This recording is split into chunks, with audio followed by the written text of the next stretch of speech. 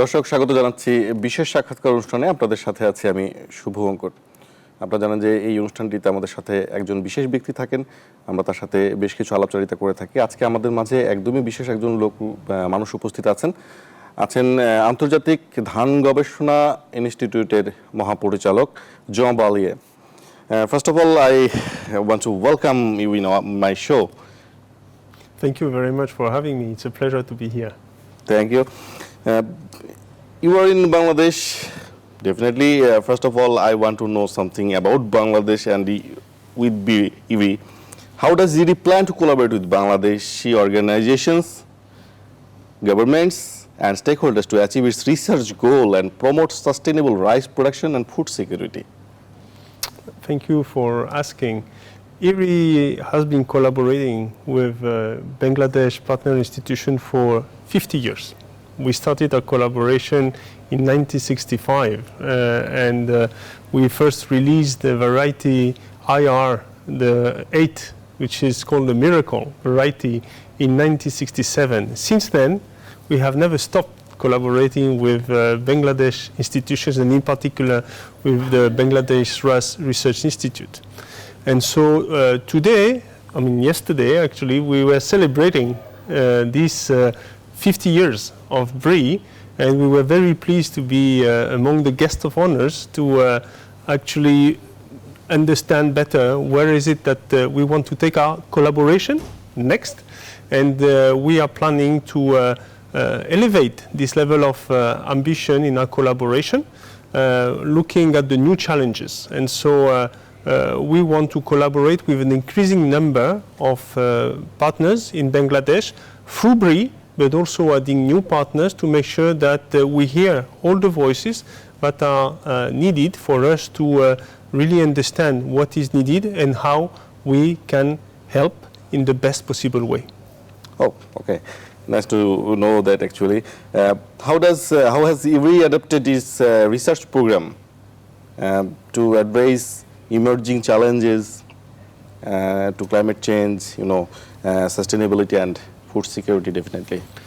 Well, I think you're absolutely right to point out that the new challenges that are continuously emerging, and they are increasingly complex and intertwined.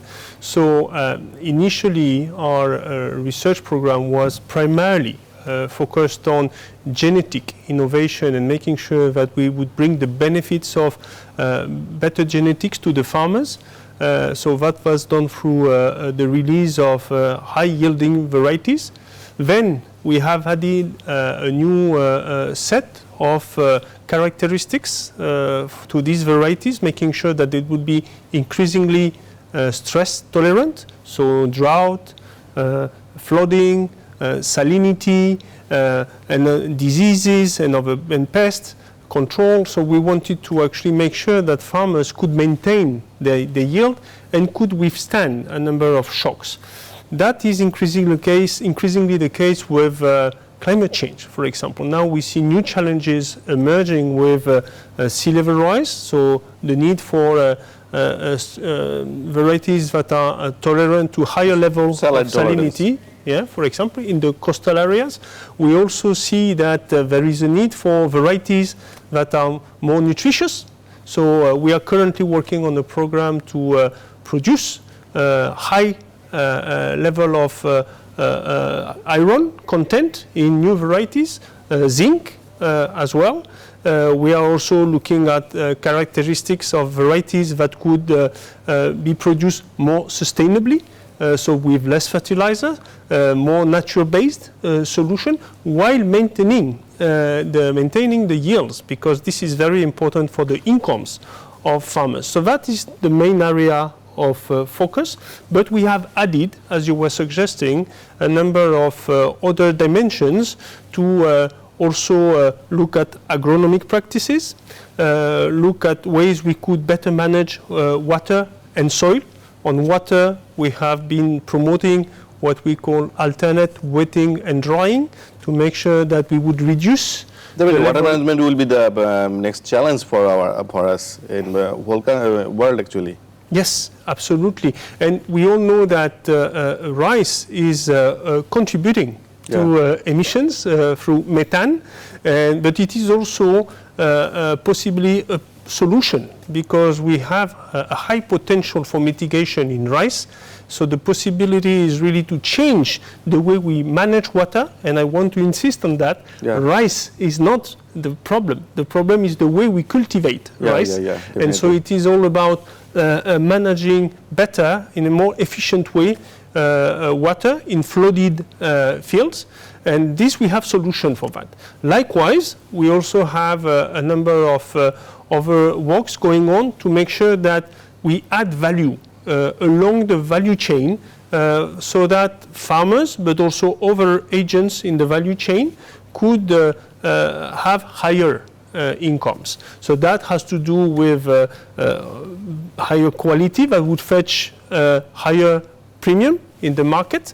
So we hope that, for example, these varieties with higher attributes will fetch a higher price. We also hope that we will see a number of actors in the value chain that will adopt a number of opportunities for diversification.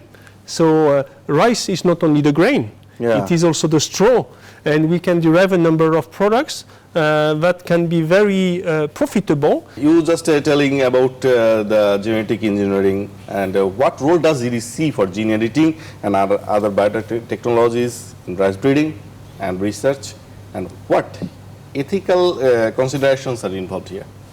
Yeah, very important question. Let's look first at the opportunity, and then we will come in a second part on the ethical questions. Okay.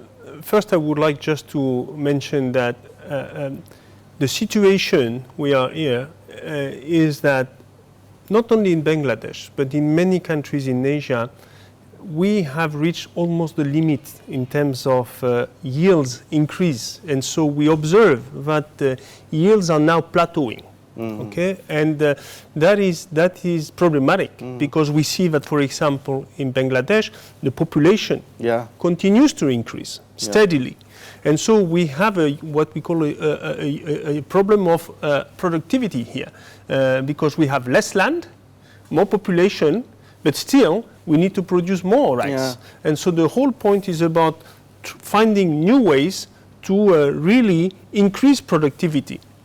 So gene editing could be a way to try to really find new opportunities for huge, yield increases. And so this is what we are looking at. Just in terms of yields, that could be one dimension. Another dimension is gene editing can help and can be part of the solution, although will not be the only solution. We don't think at TIRI in terms of silver bullet, but gene editing can help in terms of new traits that can be incorporated in varieties, like, for example, what we were mentioning before, iron content, zinc content. We can also look at ways we could reincorporate in preferred varieties today some attributes that are found in traditional varieties. And gene editing can help do that, and that would be beneficial. We also see that through gene editing, we can certainly envisage a number of new opportunities to make, for example, the varieties more resilient to a number of stresses because they would actually express their characteristic a lot stronger. So these are the various opportunities. Now, you have absolutely right. There are some concerns, and these concerns need to be heard and dealt with. The first element for any ethical consideration is making sure that we are transparent. So at IRI, we follow very strict protocols. We have ethical committees, and we make sure that what we do is actually made available to the public. We don't hide anything. The second dimension next to transparency is the full and total respect at all times of the legislations of countries. So when countries have hesitations with regard to a specific technology, it is not for IRI to advocate or to promote these kind of technologies. We need to actually engage in a discussion to make sure that we explain what could be beneficial, and it is for the governments to decide what is in the best interest of the country. So really see IRI sees itself as an advisor, an institution that is there to provide support and provide an alternative, an array of options that could be considered to address these challenges that we were just mentioning before. Yeah, thank you. And gene editing is one. Yeah, definitely. Now it's time to take a break. দর্শক আমাদের একটা বিরতি নিতে হচ্ছে, ফিরছি আবারও বিশেষ সাক্ষাৎকারে, কোথাও যাবেন না। দর্শক আরেকবার স্বাগত জানাচ্ছি বিশেষ সাক্ষাৎকারে। আমাদের সঙ্গে আজকে একজন বিশেষ ব্যক্তি উপস্থিত আছেন ইডির মহাপরিচালক জন বালিয়ে। Welcome again after the break. Now I want to see another side of world. There is a conflict, Ukraine and Russia, and there is a question in my hand to you actually. How IRI embracing potential food safety risks and disruptions to the rice supply chain in areas affected by the conflict? Yeah. Well, allow me to say first that we are concerned with the situation, and we are also concerned with what we see in terms of reduced cooperation across countries as a result of this conflict. I believe that it is the role of IRI, and this is what we are currently doing in every country, to respond to the requests of governments when they ask us to help them increase their level of resilience. This conflict is one of the possible risks that can affect, the capacity of a country to feed itself.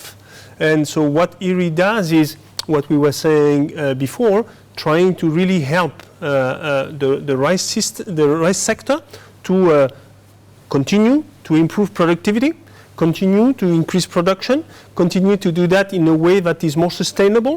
If we achieve that, we already create a sector that is more resilient. But we need to do other things to make sure that the system is resilient to these shocks. One has to do with the way we are going to help country